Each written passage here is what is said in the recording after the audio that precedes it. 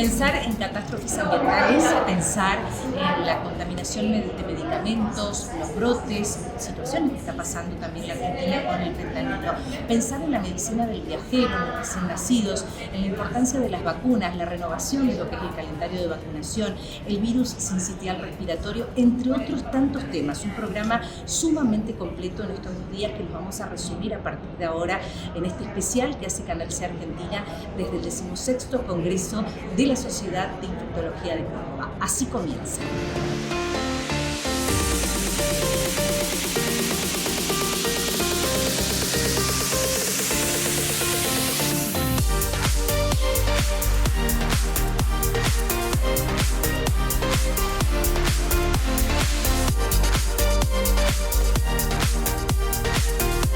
Estamos con la doctora Sabrina Penco, presidenta de la Sociedad de Infectología de Córdoba, y esa sonrisa demuestra un año más la alegría y la satisfacción de un congreso que ya es el epicentro en la región, lo que es Córdoba, en el ámbito de la infectología.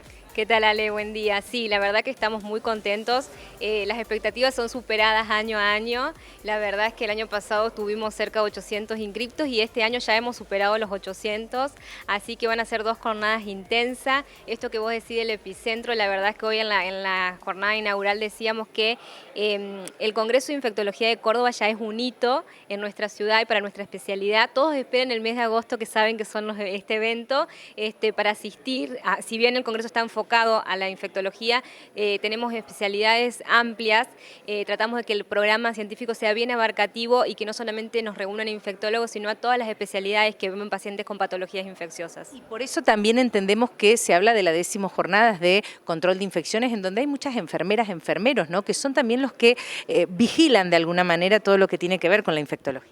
Sí, el área de control de infecciones es un área que inicialmente trabajó mucho en enfermería. De hecho hay una Asociación Nacional de Enfermeros en Control de Infecciones, y nosotros inicialmente hace 10 años atrás, cuando empezamos con esas jornadas, se llamaban para enfermeros en control de infecciones, y después la reducimos porque en realidad nos dimos cuenta de que era abarcativo a todas las áreas que trabajan en los hospitales.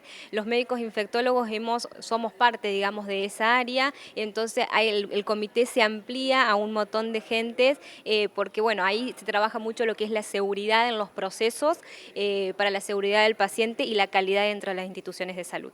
Bueno, en Argentina no podemos dejar de hablar de lo que está pasando con el fentanilo. No, es uno de los temas que se va a abordar, pero desde la perspectiva del control, ¿no? Cómo evitar un brote en los medicamentos, lo que es la farmacovigilancia, también es parte de este congreso. Sí, vamos a contar con la presencia de Rachel Smith. Ella es una médica del CDC de Estados Unidos que trabaja en la oficina que está acá en la Argentina.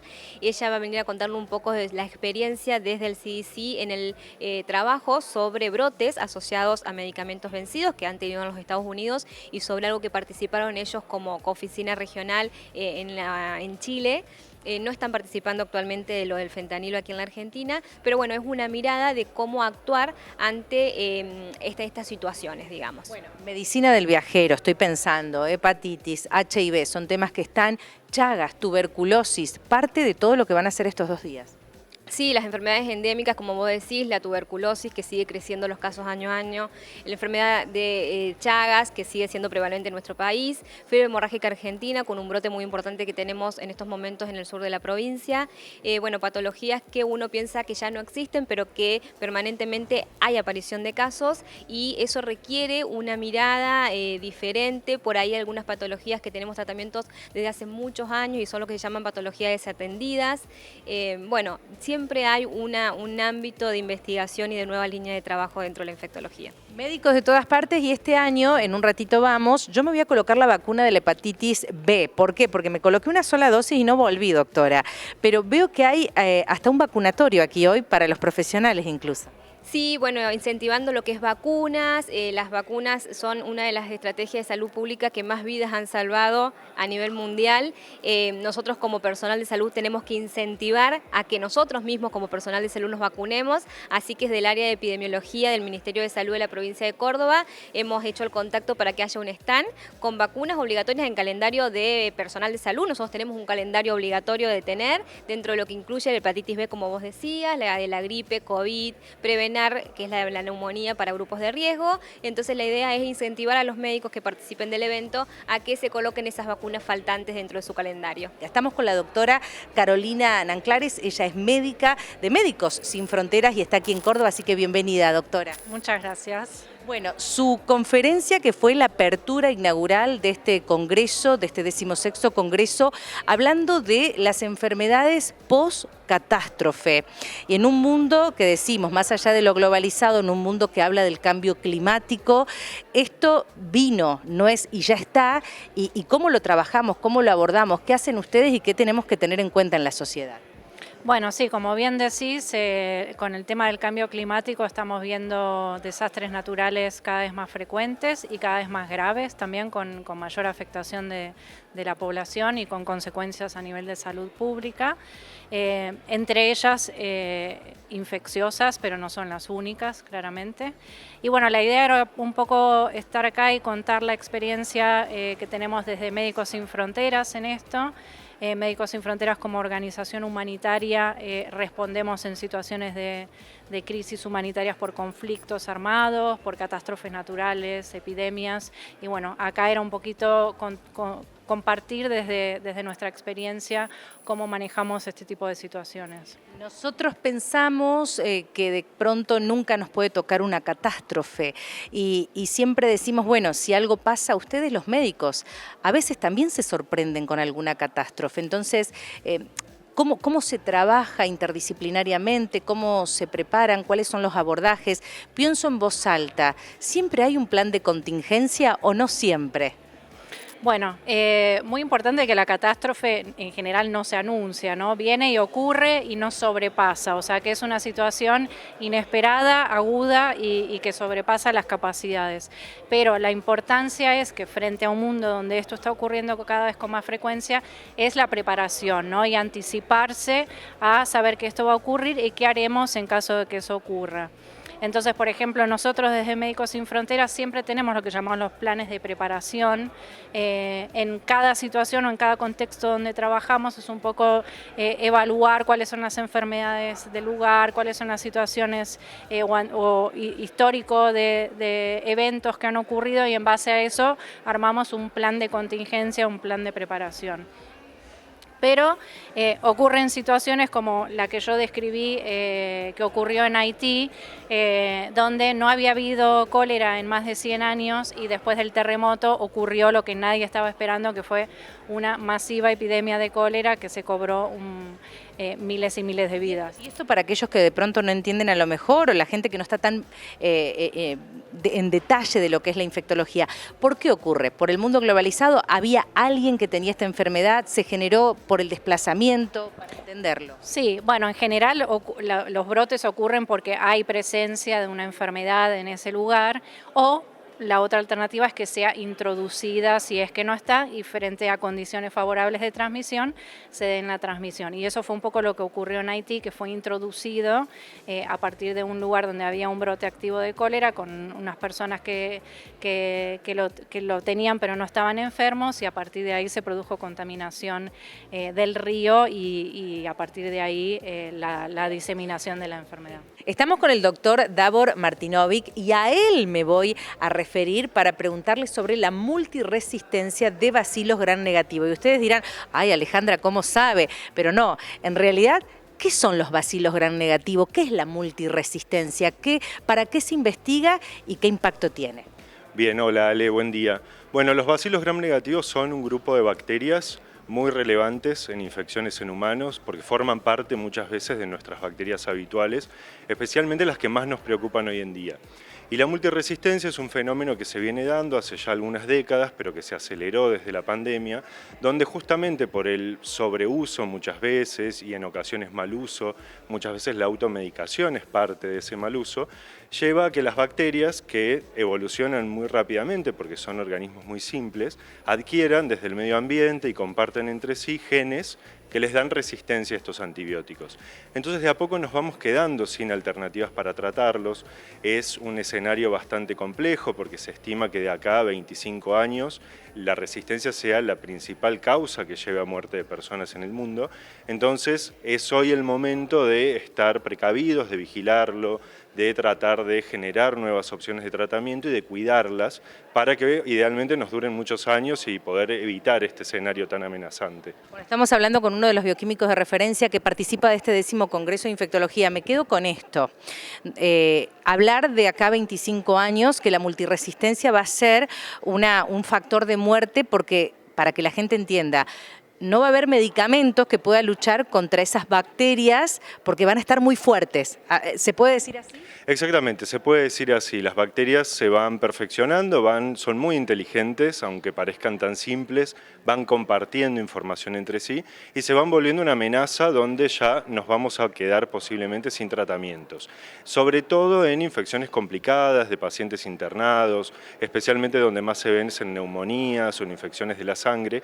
Es decir, que también es muy importante estar vacunados, prevenir de infecciones graves que requieran hospitalizaciones, hospitalizarnos el menor tiempo posible, esa es una recomendación para los doctores, ¿sí? Siempre es un factor de riesgo también, y cuanto más complejos sean los cuadros, más difícil va a ser el tratamiento también. La doctora Graciela Sadino, secretaria científica de la Sociedad de Infectología de Córdoba, en este congreso que decimos, están contentos, superan las expectativas con respecto a 2024.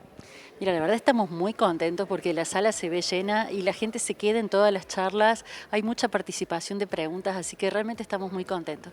Bueno, en las conferencias hablaron de las vacunas y me impactó esto de al cierre, ¿no? Vacunarse, vacunarse, vacunarse, las vacunas salvan vidas. ¿Y en dónde estamos en un 2025 post-COVID que tanto deseábamos las vacunas y de pronto, qué está pasando? Mira, tenemos múltiples vacunas. Lo que me tocó hablar a mí es de vacunas en infecciones respiratorias y respondiendo a tu pregunta, a partir de la pandemia de COVID-19 se generó cierta desconfianza con las vacunas de COVID, pero que realmente sigue teniendo indicación porque el virus sigue circulando y hay vacunas seguras, las vacunas que causaron más problemas hace más de 2 años que no están en el mercado, las vacunas que están son útiles y fíjate que parte de lo que yo dije es que ya está estudiado que si uno se vacuna anualmente para el COVID, se aumenta, hay una eficacia adicional frente a la que tenías a las vacunas anteriores de porcentajes interesantes. Bueno, en mi caso, y uso como ejemplo, ¿no? Pero a principio de año me vacuné contra la gripe y a mis hijos también. ¿Es parte de estas vacunas que son necesarias permanentemente todos los años cuando hablamos de enfermedades respiratorias? Absolutamente, sobre todo para aquellas personas que tienen factores de riesgo para tener, digamos, complicaciones por infecciones respiratorias, personas con alguna causa de déficit de defensa o por enfermedades o por medicamentos o con patología crónica que lo constituyen en pacientes con muchas chances de tener complicaciones por estas infecciones respiratorias, que puede ser gripe, que puede ser COVID, que puede ser neumonía, que puede ser otro virus incisional respiratorio que cada vez se le está dando más jerarquía a la cantidad de infecciones respiratorias y graves en adultos. Bueno, con la doctora Graciela Sadino, en cámara le voy a decir doctora, pero es una gran amiga de la vida y uno va aprendiendo y va entendiendo la importancia de las vacunas. Esto de subestimar, de no creer, en el ámbito médico, también quizás está como dividida la cosa pro vacuna. ¿Cómo es el tema de antivacunas en Argentina? Escuché que lo abordaron al tema también en una de las preguntas.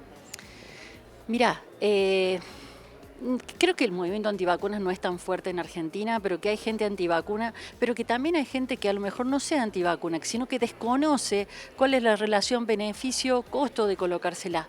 La verdad es que las vacunas en general no tienen efectos colaterales graves y que si ponemos en la balanza el riesgo de a lo mejor tener una infección grave, ya sea por la infección viral o por la infección quizás bacteriana que se le suma a esa infección viral como complicación, en la balanza se inclina mucho más hacia a lo mejor tener un poquito de fiebre, dolor en el sitio de la inyección, un cuadro símil gripal por cualquiera de estas vacunas que estamos hablando, frente a la posibilidad de morirte por cualquiera de estas infecciones. Creo que la balanza se inclina a favor de las vacunas.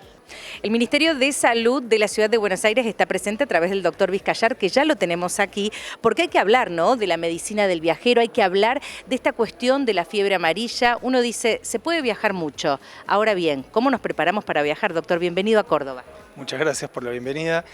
Efectivamente, quien viaja preparado, sea el destino que sea, y a veces no tenemos en cuenta que un destino puede ser que yo venga de Buenos Aires a la provincia de Córdoba a pasar unos días en verano. Cada lugar puede tener alguna particularidad en cuanto a riesgos epidemiológicos, sean mayores o sean un poco menores, pero en definitiva la medicina del viajero aborda toda la temática que tiene que ver con la prevención a través de vacunación, otras medidas de prevención para, por ejemplo, enfermedades transmitidas a través de alimentos, la prevención de enfermedades transmitidas a través de la picadura de insectos, como por ejemplo puede ser el dengue. De manera que es muy importante poder estar al día con todo esto. Yo lo quiero aprovechar y voy a hacer de cuenta que le hago una consulta, porque digo, ¿es lo mismo pensar un viaje con mamá de Ana de 7 años y Luca de 3 a Brasil, al sur de Brasil, al centro de Brasil, al norte? ¿Es lo mismo que pensar un viaje a Centroamérica, por ejemplo? ¿Es diferente? ¿Qué tendría que tener en cuenta? Bueno, hay efectivamente particularidades. Por ejemplo, Centroamérica no tiene la presencia del virus de la fiebre amarilla en principio. Entonces, y Brasil no todo el territorio lo tiene tampoco. Es decir, por ejemplo, si uno viaja a los estados del nordeste, esos pequeños estados del nordeste donde Brasil da la curvita, en el nordeste del país, no hay transmisión activa del virus, pero sí en el resto del territorio brasileño, especialmente en algunos estados, y los últimos años ha habido grandes novedades en cuanto a que algunos de los estados del sudeste del país, San Pablo, Río de Janeiro, Espíritu Santo, el estado de Paraná también, han tenido gran actividad del virus, de manera que tenemos que estar muy al día con cuál es la epidemiología del virus, cómo está circulando el virus, para saber si una persona puede y debe vacunarse a la hora de viajar. El virus, por cierto, se transmite estacionalmente y son los meses de verano donde es la mayor transmisión. Bien. Y para aquellos, se vienen un montón de preguntas, ¿no? Estoy haciendo un consultorio en vivo con el doctor, pero para aquellos que, por ejemplo, digo, bueno, viajamos el año pasado y volvemos a viajar, ¿me tengo que volver a vacunar? No, es una excelente pregunta. Sabemos desde hace algunos años que la protección de la vacuna de fiebre amarilla es muy, muy extensa en la vida. Por supuesto, hay singularidades si la persona a lo mejor decae en su inmunidad por alguna enfermedad que el inmunocompromete, que compromete su sistema inmune, pero no, en principio no es necesaria la revacunación, excepto en niños menores que se vacunaron por primera vez en menos de 2 años. O sea, la inmunogenicidad, decimos nosotros, es decir, la potencia de la vacuna es un poco menor en pediatría, por debajo de los 2 años, que en adultos o niños por encima de esa edad. Bien, muy importante. O sea que, ¿y los bebés a partir de...? En casos de emergencia a partir de los 9 meses, de los 6 meses, pero particularmente algunos países como Brasil, por calendario, en su calendario regular de vacunación, como tienen el virus en el territorio, vacunan a partir de los 9 meses de vida. En Argentina nosotros tenemos las provincias del norte, particularmente Misiones, Formosa, Chaco, Salta y Jujuy, y Corrientes, donde tenemos la vacunación por calendario, porque especialmente Misiones, cada tanto, en arcos de tiempo muy prolongados, cada 30 o 40 años, tiene casos de fiebre amarilla. Estamos con la bioquímica y bacterióloga Agostina Zuccotti, que está aquí con nosotros, parte de este congreso de infectología, y hablar de la microbiota. Yo entré rápido a la RAE, pero dije, mejor le pregunto a ella. Bienvenida. Muchas gracias por la invitación. Hablar de la microbiota es hablar de los microorganismos que están en nuestro cuerpo, ¿sí? En todas nuestras partes de nuestro cuerpo tenemos microorganismos. En particular, en la parte del intestino, donde se aloja la mayor cantidad de estos microorganismos. Y no están ahí solamente para generar un daño, sino muchos de ellos están para beneficiarnos en la salud.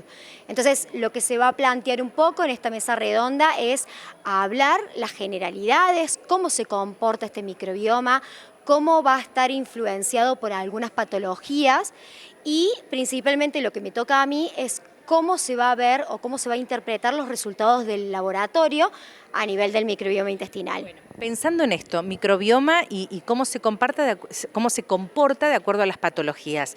Una persona con un tratamiento de leucemia, una persona diabética, voy presentando distintas patologías. ¿El comportamiento es diferente? Sí, es diferente, ya sea por aquellos medicamentos que ese paciente toma habitualmente, van a modificar la microbiota, principalmente la microbiota intestinal, y esto va a hacer de que sea diferente en cada uno de los pacientes, en cada uno de los escenarios. No es lo mismo un paciente diabético que un paciente con una quimioterapia y demás.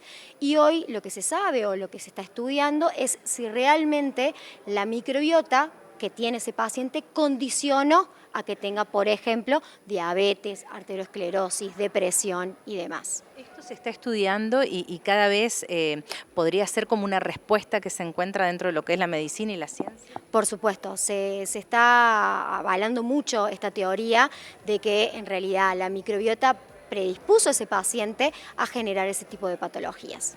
Yo quedo con los ojos así porque pienso, digo, ¿cuántas veces nos quejamos? Corríjame, Doc, le vamos a decir doctora, es bioquímica, pero por supuesto con todo el conocimiento. Muchas veces nos quejamos, hoy estoy hinchada, me duele la panza, o personas que se quejan de esta cuestión del estreñimiento y demás.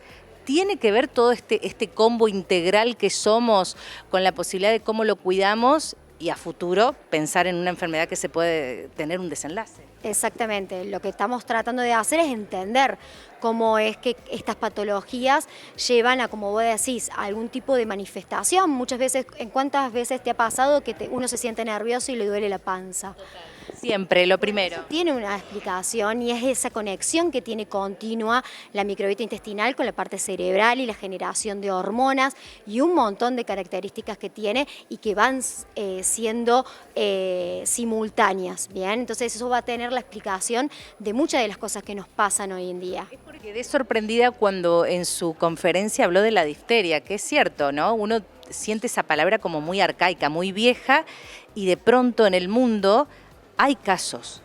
Sí, es como esas enfermedades que estudiamos cuando estudiamos medicina y después nunca más escuchaste hablar de ellas, afortunadamente, gracias a la vacunación.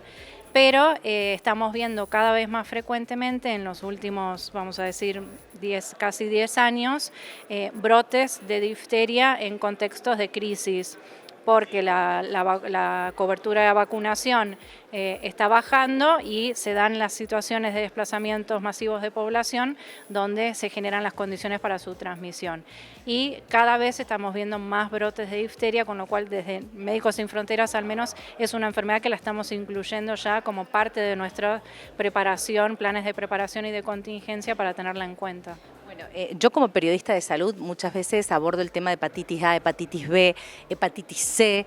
De pronto escucho aquí hepatitis E y uno dice, bueno, estamos en Argentina, ¿cómo no sería de nuestra zona, vamos a decirlo, de nuestro territorio, de nuestra región, pero cómo se aborda y si eso tenemos que estar alertas por cualquier situación? Bueno, la hepatitis C, si bien no está en la zona, de vuelta, son enfermedades que son globales, que tienen una distribución muy amplia en distintos países y con la globalización siempre es posible. O sea, nunca podemos decir ninguna enfermedad tiene fronteras, con lo cual cualquier enfermedad puede aparecer en cualquier lado en unas solas horas en un avión. Si bien evidentemente no hemos tenido histórico de eso acá. Pero el comportamiento de cómo se comporta la hepatitis C sí que se puede dar con otro tipo de enfermedades que tienen el mismo modo de transmisión. Entonces, como ejemplo de lo que sí puede pasar con enfermedades de transmisión de vía fecal oral, en situaciones de inundaciones particularmente es un riesgo muy importante. Entonces puede ser hepatitis C, también puede ser hepatitis A y también puede ser cualquier otra enfermedad gastrointestinal de transmisión fecal oral, ¿no? Muchas veces el tema de la gripe, la fiebre, el catarro y que a veces uno dice, y, bueno, a ver, tomamos rápido un antifebril o ya la medicación que le había dado anteriormente el doctor y bueno, le hago un tratamiento por 7 días. Eso genera multiresistencia en nuestros niños, pensando en la parte pediátrica. Eso genera multiresistencia y es una excelente pregunta y es una gran preocupación como mamá, porque justamente tus hijos van a estar en 25 años siendo parte de la población que nos vamos a ver amenazada por esta causa. Las infecciones en los chicos y sobre todo en esta época suelen ser en su gran mayoría viral y los virus no se tratan con antibióticos. Los antibióticos son específicos para las bacterias y son muy pocas las infecciones o los cuadros respiratorios que se dan verdaderamente por bacterias. Entonces es muy importante no automedicar automedicarse, no darle antibióticos a los chicos porque alguna vez no funcionó, porque puede ser que la vez siguiente ya no nos funcionen. Hay que consultar al pediatra, hay que hacer los estudios necesarios e idealmente, si es algo viral, evitar el uso de antibióticos y simplemente un tratamiento de soporte para aliviar los síntomas principalmente. Has nombrado varios de los, diría, motivos por los cuales podemos disminuir este impacto de aquí a 25 años. ¿Qué otros consejos a aquellos que nos están viendo, pensando en esta de la multiresistencia bacterial, cómo yo, ciudadano común, cómo yo desde mi casa, cómo yo puedo contribuir a bajar esta incidencia que va en aumento y que termina siendo peligrosa? Hay tres elementos principales. El primero es no usar antibióticos cuando no son necesarios, porque ese es el principal elemento que lleva a la resistencia. Y no es un problema que se genera solo en los hospitales, se genera en todas nuestras casas. Entonces, siempre consultar al médico y tomar antibióticos cuando está diagnosticado que es necesario. En segundo lugar, vacunarnos. Como te decía, previene muchas infecciones. Las bacterias multiresistentes en general se sobreagregan a un cuadro viral de base o alguna infección simple que pueda venir de la casa. Y en tercer lugar, la higiene, las buenas prácticas de limpieza de los alimentos, de evitar la contaminación cruzada, ser respetuosos también cuando visitamos los hospitales, quizás si tenemos un paciente internado, lavarnos las manos, usar barbijo, tener medidas de cuidado estándar que aprendimos todos con la pandemia y que está bueno también que los incorporemos para cuidarnos y cuidar los antibióticos. El adulto mayor es el que generalmente va y le dice, doctora, sí, me toca esta vacuna o quiero, o sea, ¿se preocupa más? ¿Tiene más miedo? Sí, yo creo que ya hay una cultura, sobre todo en el adulto mayor, frente a la vacuna antigripal. Y a nosotros nos toca contarles de que hay otras vacunas más que colocarse en el mismo momento, como la del sincicial respiratorio, de COVID, de neumonía, si no la tiene completa, completar el calendario para esas vacunas y para otras, porque me tocó hablar justo hoy de respiratorio, pero la antitetánica debería estar al día, hepatitis A, hepatitis B, y hay muchas otras vacunas que la verdad es que son muy útiles y que hoy por hoy sería un crimen que alguien tenga una complicación grave o se muera por alguna enfermedad inmunoprevenible.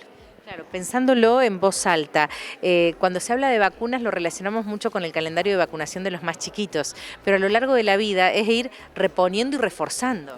Sí, nadie discute la necesidad de que la gente cumpla con el calendario de vacunación nacional, que además es ley, o sea, los pacientes se tienen que vacunar y la decisión de vacunarse no es una decisión individual porque el no vacunarse puede hacer que haya emergencia de nuevas infecciones o de viejas infecciones, ¿no? Como el sarampión, la rubiola, que estaban prácticamente erradicadas de las Américas y ahora lo tenemos en la puerta de entrada al país. Y ha habido casos de sarampión, por ejemplo, en Buenos Aires, en Río Negro. Este año ha habido varios casos, ¿no?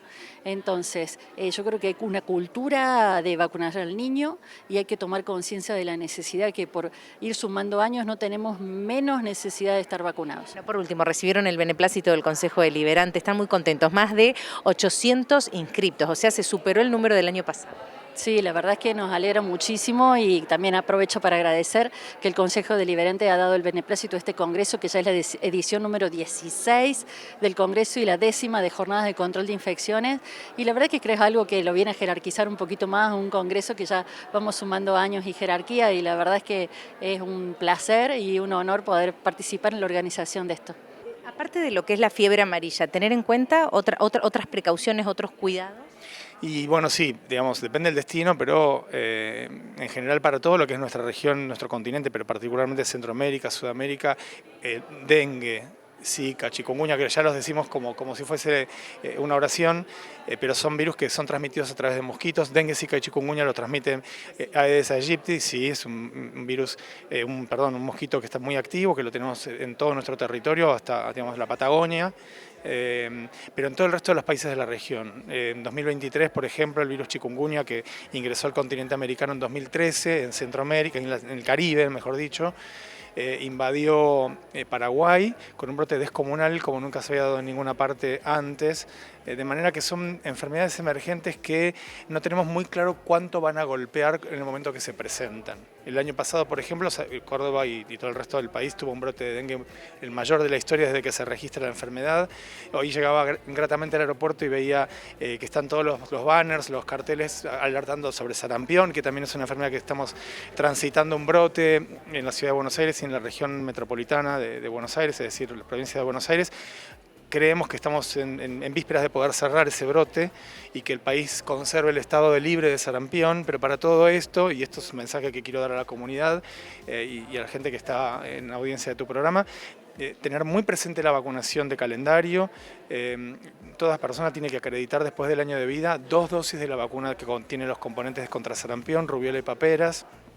Casi todos nosotros, bueno, yo que tengo ya casi los 60 años, tuve sarampión cuando tenía 1 año porque el virus circulaba libremente, pero la gente que tiene a lo mejor 40 años o un poquito más, la inmunidad solamente la adquirió por la vacuna. ¿Es el miedo o a veces es también el desconocimiento, la falta de educación? Pienso en los niños, que es un derecho también la vacuna. Llevarlos los papás, convocarlos. ¿Por qué se da esa baja incidencia de concurrir a vacunarlos o perder el calendario de vacunación después de los 12 meses? Bueno, es una buena pregunta esa. Especialmente hay una dosis de calendario que es a los 18 meses y esa dosis cuesta un poquito más porque en general los chicos ya dejaron de estar en los controles pediátricos periódicos o tan periódicos como en el primer año de vida y a lo mejor muchos de ellos todavía no están escolarizados. Entonces ese grupito de los 18 meses es todo un desafío para los programas de vacunación. Tenemos las coberturas que decimos tener en Argentina, habiendo visto este brote de sarampión, son sin dudas mayores que los que dicen los números. O sea, lo que pasa es que entendemos nosotros, quienes nos dedicamos un poco más a vacunas, que tenemos problemas en el registro de las dosis aplicadas. Es una deuda también eso, pero el personal, también hay que entender el personal que vacuna, aquí presente en el Congreso, que está dando varias vacunas a los asistentes, es poco y las vacunas cada vez son más en el calendario y entonces, bueno, a veces hay que, lamentablemente, privilegiar, bueno, si aplico las vacunas o las registro, lo ideal es hacer todo, por supuesto, y se debe hacer así, pero bueno, es una deuda que tenemos muchas veces, tratar de mejorar para el calendario que tenemos tan ambicioso la cantidad de personal que se dedique a vacunar, ¿no? Porque, y bueno, y como decías vos, sobre todo comunicar la importancia de la vacunación, lo trascendente. Hay una ley, la 27.491 del 2018, que consagra definitivamente la obligatoriedad de la vacunación en nuestro país. Es una ley modélica y es muy importante entender eso, que la vacunación es una obligación porque nos cuidamos nosotros y protegemos al resto de la comunidad. Me protejo yo como padre y protejo a mis hijos. Mis hijos me protegen a mí para algunas cosas que a lo mejor yo no puedo vacunarme. Bueno, hablaba por último de lo que va a ser compartir la interpretación de los análisis, de los resultados. Entiendo con una mirada necesaria no solamente en la infectología, sino en las otras especialidades cuando se aborda a un paciente. ¿Es necesario avanzar en eso, unificar criterios? Sí, por supuesto. Acá toman un rol muy importante los gastroenterólogos, los nutricionistas y demás, porque esta microbiota se puede condicionar por la alimentación principal. Uno de los principales factores son la alimentación, entonces el infectólogo por supuesto, pero el gastroenterólogo, el nutricionista son los que van a tomar mayor importancia para poder leer e interpretar los resultados del laboratorio, ¿sí? Que se van a poder expresar y poder decir qué tan variada está esa microbiota con respecto a los pacientes comunes o normales que no tengan ninguna patología y de acuerdo a eso tomar cartas en el asunto para poder tener un tratamiento. Por último, ¿cómo está la microbiota en los argentinos? La microbiota en los argentinos principalmente está bastante alterada. Bien, nosotros vivimos en un país industrializado donde comemos alimentos muy procesados, exactamente, muy industrializados, por lo tanto ello modifica mucho la microbiota. También hay pacientes que no consumen alimentos industrializados, pero sí los pacientes veganos o vegetarianos también tienen una microbiota en particular, que eso también va a condicionar a otro tipo de disbiosis intestinales. Entonces, todo tiene que analizarse en conjunto con la clínica de los pacientes y ver cómo podemos modificarlo. Bueno, doctora, un placer tenerla en este congreso de la Sociedad de Infectología de Córdoba, una de las médicas que en las últimas horas, también hay que decirlo, buscada por la prensa, por la situación que se vive con el fentanilo en la Argentina, pero que usted ya en 2023 hizo una denuncia de un caso, y esto lo vamos a aclarar, ¿no? Fue 2023 de una contaminación de una dexametasona o decadrón. A ver, hablemos con terminología, que son ustedes los que saben, pero ¿cómo se detecta, cómo se llega a esto? ¿Cuál fue la experiencia en ese momento para entender un poco, ¿no?, el proceso de qué pasa cuando un médico detecta la situación de un medicamento que puede estar alterado? Bueno, en ese momento, hace 2 años atrás, como usted bien dijo, tuvimos un brote por una bacteria que era la primera vez que nosotros podíamos encontrar en los cultivos de nuestras pacientes. Por lo tanto, eso nos dio la pauta de que era algo que estaba pasando externamente a la institución. No obstante, siempre en estas cuestiones uno siempre tiene que tener mucho recaudo y analizar punto por punto cuál es el problema que está sucediendo, ¿no? Ahí es donde el Comité de Control de Infecciones entra en juego y la importancia que tiene de ser minucioso en la investigación. Ahí la voy a interrumpir porque en este congreso, si hay algo que estoy viendo, es el tema de considerar la sospecha, que los equipos médicos no subestimen esa sospecha. ¿Puede ser allí el punto inicial? Claro, siempre nosotros, la medicina forma parte de una ciencia y como tal nos tenemos que basar en los hechos y para eso tenemos que investigar y llegar a los resultados con ciertas conclusiones.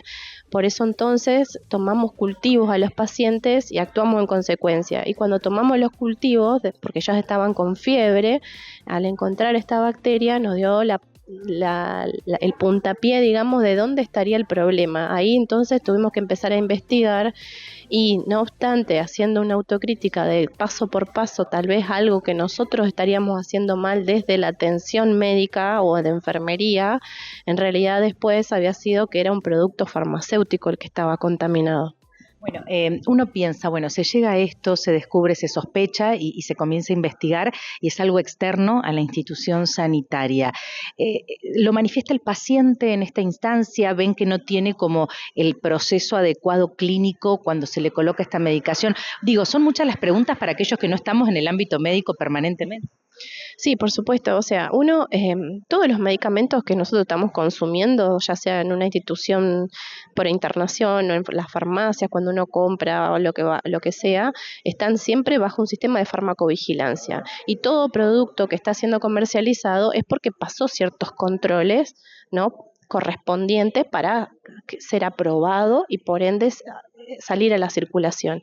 Pero este sistema de farmacovigilancia es muy importante porque cualquier cosa que uno detecte tiene que notificar y a la población hay que traerles un poco de tranquilidad porque si no ahora es como que están con mucho miedo de que no quieren o acercarse a una institución de salud ni colocarse ningún medicamento, pero bueno, estas cuestiones son muy puntuales lo que ha estado pasando. El caso suyo que lo estuvo presentando recientemente, cuando denuncia lograron rescatar esos lotes, ¿cuántos fueron los pacientes afectados? En los que pudimos demostrar, digamos, fueron 6 mujeres en las cuales saltaron los cultivos positivos para esta bacteria y por suerte no pasó a mayores, ninguna falleció, hicimos los tratamientos como corresponde, las tuvimos que operar a todas ellas y quitarle los catéteres que tenían infectados y todo el lote que lo asumimos como contaminado, no analizamos todas las ampollas, analizamos 5 y al estar las 5 contaminadas se asume como que todo el resto de ese número de lote específico se dictaminó como tal y se derivó para ser procesado en el ALMAT. Bueno, y haciendo un paralelismo, ¿no? Me pregunto a Florencia, la doctora, la médica, pero también la persona que se levanta un día y escucha que el mismo laboratorio que ella reportó en 2023 vuelve a presentar un brote en los medicamentos y la situación que estamos enfrentando en Argentina. ¿Qué sensación, qué pensamiento, desde lo más crítico y desde lo más humano? Y la verdad que de mucha impotencia, porque encima ahora son casos fatales. Entonces lo que yo pienso es que tal vez si se hubiese actuado de otra forma en ese momento cuando nosotros hicimos la denuncia, si se hubiese realmente analizado como corresponde ese lote y actuado de la forma que haya que actuar en ese laboratorio, tal vez no estaríamos padeciendo todo lo que está sufriendo, más que nada todas estas familias, ¿no? Doctora, en su experiencia, ¿cree que falló aquí lo que es el control de ANMAT? Sí, yo sinceramente, por la forma en que responden, pareciera como que no lo hubiesen analizado. O sea, ellos responden que se analizó el producto, pero si nosotros encontramos la bacteria con las pocas tecnologías que tenemos nosotros en una ciudad del interior del país, y a su vez de la forma en que responden, hay ciertas cuestiones técnicas que uno denota de que la persona que está contestando carece de ciertos conocimientos de bacteriología. Por último, bueno, en este congreso también colegas suyas como Rachel Smith, que está aquí también del CDC, ha presentado distintos casos de contaminación de medicamentos en Latinoamérica, en Estados Unidos, y cómo ha sido el abordaje de lo que es el CDC. ¿Por qué cree usted que quizás el gobierno nacional no convoca a una institución de estas características para ayudar, ¿no?, a realizar la trazabilidad y entender qué ha pasado desde su experiencia? Bueno, en realidad, como usted dijo, esto no es una única cosa en el mundo y ha pasado y puede tal vez llegar a pasar, pero lo importante acá son los controles, o sea, así como un alimento tiene que pasar los controles bromatológicos correspondientes, los medicamentos también. Entonces hay que tener que tomar las cuestiones estas con mayor delicadeza y los pasos a seguir por los organismos competentes de control tienen que ser mucho más minuciosos y asumir las responsabilidades para que estas cosas no pasen así, ¿no? El honor, el placer de tenerla aquí en nuestro país, que ya hace 2 años que vive aquí, pero bueno, la tenemos en Córdoba, a la doctora Rachel Smith. Bienvenida a Córdoba. Vio que los cordobeses somos muy como de abrazar, de...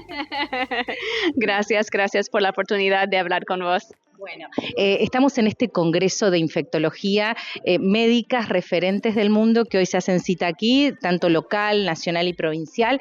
El punto es el siguiente: primero un poco conocer a Rachel, la mujer que se dedica a la medicina y que dentro de ella está en un área específica. ¿Dónde has estudiado? ¿Dónde has nacido? Un poco de tu vida. Bueno, nací y crecí en San Diego, cerca de la frontera de México, en el estado de California, en los Estados Unidos, y hice mi formación médica en San Francisco y soy médica epidemióloga. Hice una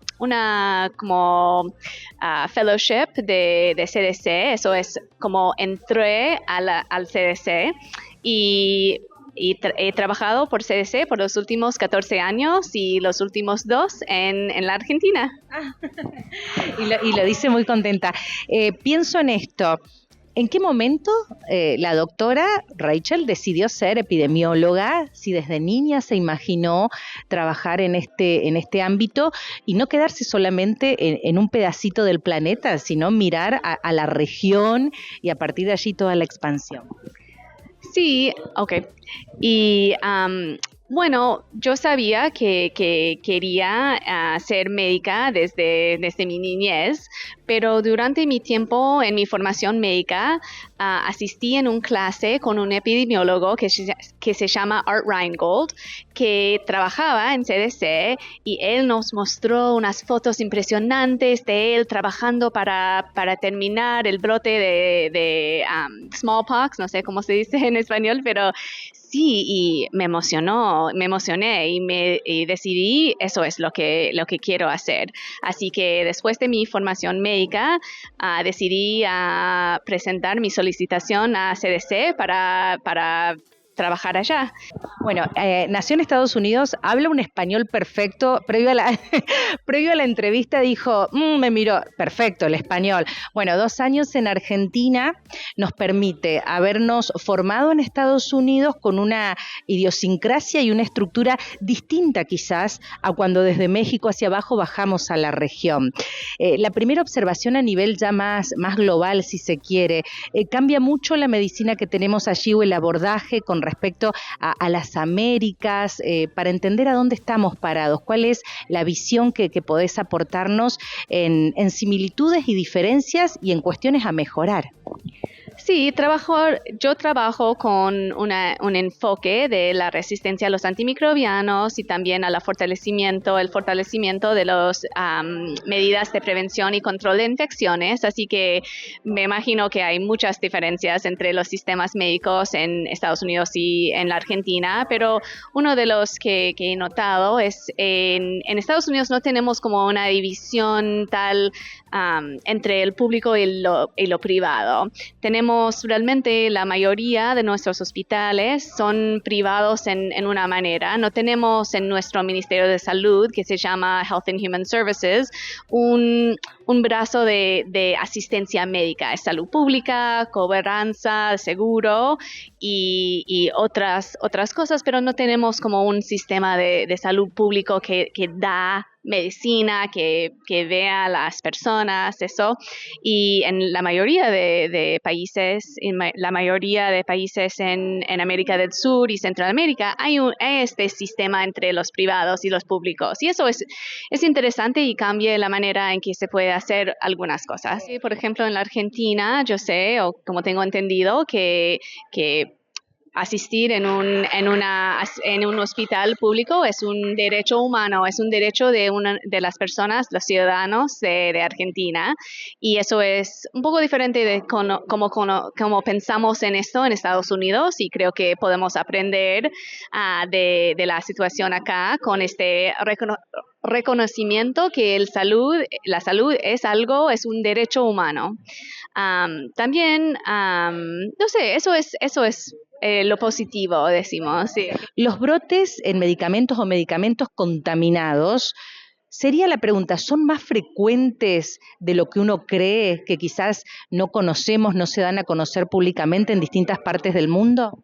Sí, de hecho eso fue parte de mi charla, que creo que son más frecuentes que reconocemos, y porque debería o debe ser una persona, un médico perspicaz que puede detectar, hacer el vínculo entre una infección o unas infecciones en pacientes y un vínculo a algún medicamento, algún procedimiento que es el fuente de esos casos o este caso de enfermedades. Así que sí. Un médico perspicaz lo relaciono para la región del sur, y en el caso, por ejemplo, de pensar en Estados Unidos, en la experiencia, ¿ese médico tiene que ser perspicaz o quizás tiene otras herramientas? Lo pregunto desde los contextos que son distintos. Sí, creo que en hospitales en Estados Unidos, como acá también, tenemos grupos de prevención y control de infecciones. Son médicos y enfermeras que se dedican a tratar de prevenir la transmisión de infecciones,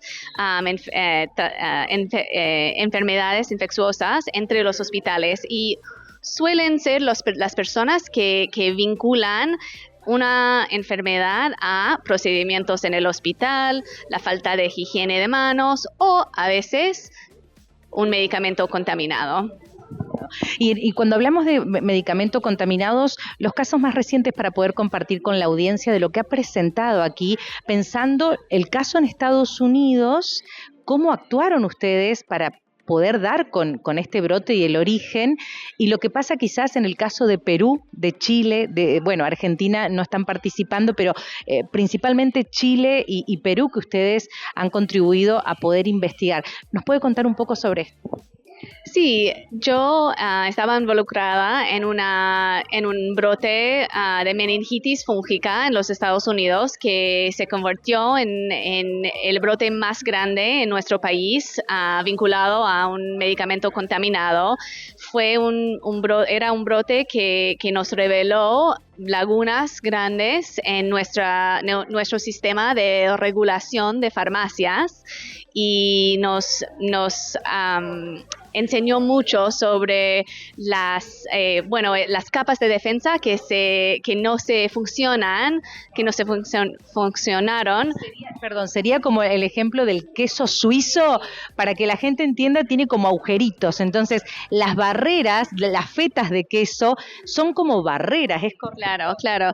Creo que cuando ocurren esos brotes, a veces pensamos en actores malos que intencionalidad, la ignorancia, pero es importante reconocer que vivimos y operamos en un sistema de salud que tiene defensas para prevenir este daño al paciente, pero a veces cuando se alinean esas agujas en nuestras defensas, se puede causar el daño a pesar de nuestras defensas.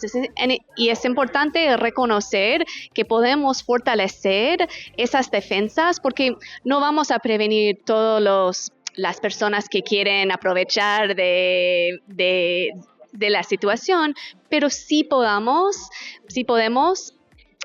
fortalecer esas capas de defensa para disminuir los agujeros que tenemos. En el caso de ustedes en Estados Unidos, el brote más importante significó, si no me equivoco, 60 muertes, ¿puede ser? ¿O es correcto que lo acaba de presentar aquí? Y es como el caso más grande de la historia de Estados Unidos. Bueno, nosotros aquí llevamos 100 muertos en lo que se contabiliza. ¿Cómo lo tomó la sociedad estadounidense a ese brote y a ese trabajo para tratar de remediar? ¿Y cómo participaron las partes? El Estado, los privados, el laboratorio, ustedes. ¿Es necesario ese trabajo y de qué manera? Sí, fue una respuesta multisectorial, ¿no? Que trabajamos con... Seguro, nosotros, el CDC, nuestro FDA, que es como ANAMED acá, que es el organismo regulador de los medicamentos y alimentos, y también con las jurisdicciones, que igual que la Argentina, los Estados Unidos es un país federal y todas las jurisdicciones de salud pública estatales, y con las clínicas en que existió el medicamento y los pacientes. Así que fue como una respuesta muy multisectorial. Por ejemplo, nuestra decisión de empezar con notificación activa para todos los pacientes expuestos a este medicamento implicó que tuvimos que trabajar juntos todos nosotros, porque el CDC no sabía cuáles son las pacientes afectadas, la FDA ni la FDA, pero tuvimos que trabajar con nuestras jurisdicciones estatales y las clínicas para hacer esta notificación activa. Y en esta experiencia de Estados Unidos, ¿la situación se judicializó? ¿Intervino la justicia también? ¿Y las partes, este sector multisectorial, colaboró? Sí, esta involucración del sistema judicial ocurrió también, y como les mencioné en mi charla, hubo unas consecuencias para unas personas que trabajaban en la farmacia. No fue parte del CDC, pero sí, eso ocurrió también, sí. En el caso de las personas, cuando hablamos en la manipulación y en los procesos, estas responsabilidades que la justicia ha definido en el caso de Estados Unidos, ¿responden, usted cree, en la experiencia también a no seguir protocolos, a no seguir normas o a faltar quizás normas de seguridad? Y es un patrón que se repite generalmente en estos casos de medicamentos contaminados, ¿me hago entender? Sí, creo que el ejemplo de este brote de meningitis fúngica en Estados Unidos, algunos de los problemas regulatorios que hemos visto son o fueron vinculados con el tipo de farmacia que existió.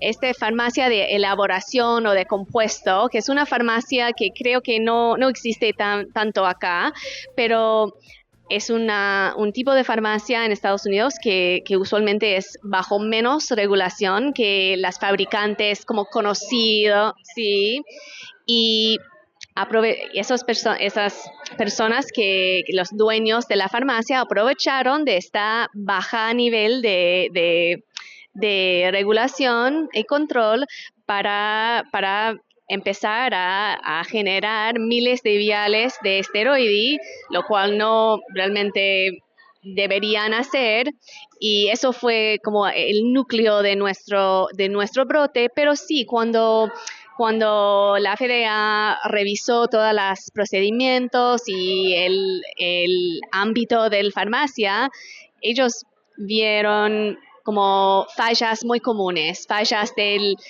la sala de estéril, de los procedimientos estériles, y también del sistema de aire acondicionador. Todo eso son fallas que no son solo de esta farmacia.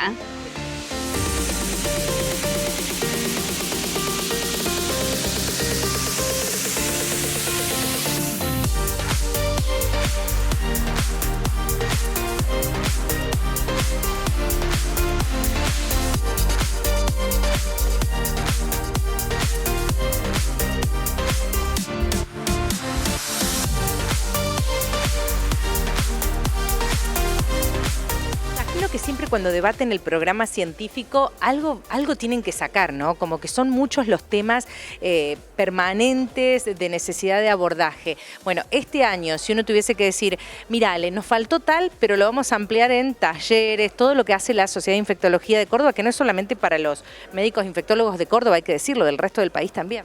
Sí, la verdad que ya tenemos la lista para el año que viene, de esos temas que no entraban en la grilla por tiempo, digamos.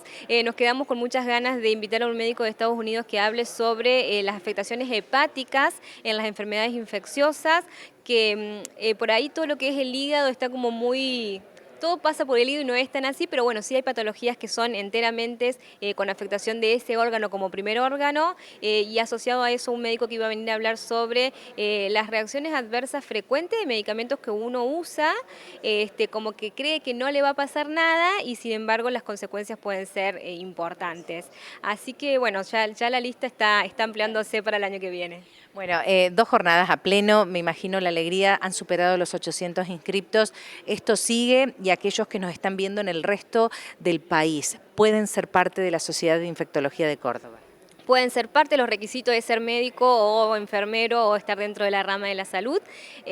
Nosotros dictamos cursos, estamos haciendo un curso trienal que es cíclico, digamos, pero eso está más destinado a la parte de formaciones de residentes. Si bien tenemos muchos médicos infectólogos que por actualización lo hacen, después estamos haciendo un curso de control de infecciones y tienen la modalidad de ser híbridos, se hacen en forma presencial y se transmiten en forma simultánea por medio del canal de YouTube o por Zoom, depende la modalidad de la clase de ese mes, así que bueno, los invitamos a todos aquellos que quieran participar a que se sumen. Bueno, nosotros por segundo año consecutivo cubriendo un congreso que siempre nos deja mucho material para seguir trabajando periodísticamente, para llegar a la comunidad, felicitarlos, esto es impresionante, cuando uno vive estas 2 jornadas con médicos no solamente del ámbito local, nacional, sino también internacional, son temas que hacen al interés de la comunidad, de la sociedad, y creo que eso también es muy importante lograr bajarlo y su impacto por consiguiente. Sí, nosotros tratamos de que el programa científico sea bien actual, ¿sí? Que sea un programa enriquecedor. Tratamos siempre temas de esto que vos mencionabas hace un rato, el tema, por ejemplo, incluimos este año las enfermedades post-catástrofes, esto es asociado a lo que pasó en Bahía Blanca, que tuvimos una experiencia nosotros acá en la Sierra Chica con las inundaciones, entonces es, bueno, ver qué estrategias gente como Médicos Sin Frontera, que está muy acostumbrada a trabajar eso, nos traen, ¿sí? Para que nosotros podamos, ante situaciones así, dar una respuesta rápida a la comunidad, que es para la que trabajamos.